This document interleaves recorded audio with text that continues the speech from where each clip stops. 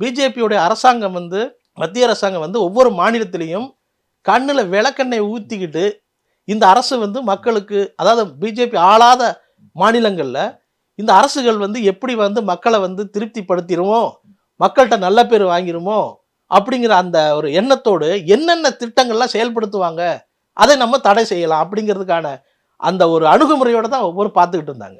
அப்படி தான் தமிழகத்தில் வந்து கடந்த அடுத்து இந்த மார்ச் மாதம் தேர்தல் அறிவிப்பு வர வேண்டிய சூழலில் இருக்குது.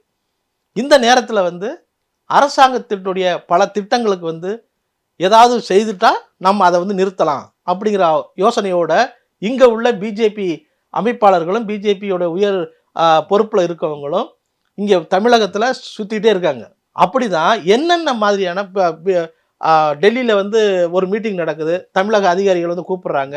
அதில் வந்து இங்கேருந்து பிஜேபி ஆட்களை சம்மந்தப்பட்ட அரசியல்வாதிகள்லாம் போகிறாங்க.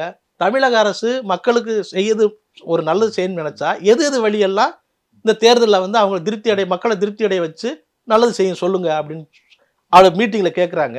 அப்போ அவங்க வந்து முன்னெடுத்து வைக்கிறது விஷயங்கள் என்னென்னா, ஒன்று வந்து இந்த மகளிர் உரிமை தொகை, ரெண்டாவது வந்து விடியல் பயணம், மூணாவது வந்து உங்கள் கனவு திட்டம் என்ன, இது மாதிரி நான் முதல்வன் திட்டம், அதாவது மாணவர்களுக்கு இந்த மாதிரி திட்டங்கள் எல்லாம் அறிவிப்பு வெளியிடுறதுக்கு வாய்ப்பு இருக்கு அப்படிங்கிறத வந்து தங்கள் கருத்தை எடுத்து வைக்கிறாங்க.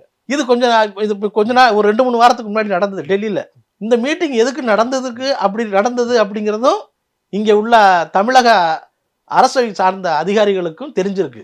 அது சம்பந்தமாகத்தான் கடந்த சில நாட்களாக அதிகாரிகள் முதலமைச்சருக்கு அருகாமையில் இருக்கிற அரசு அதிகாரிகளும் ஐஏஎஸ் ஆபீசர்கள்ட்ட வந்து இந்த கருத்துக்களை பரிமாறிக்கிறாங்க.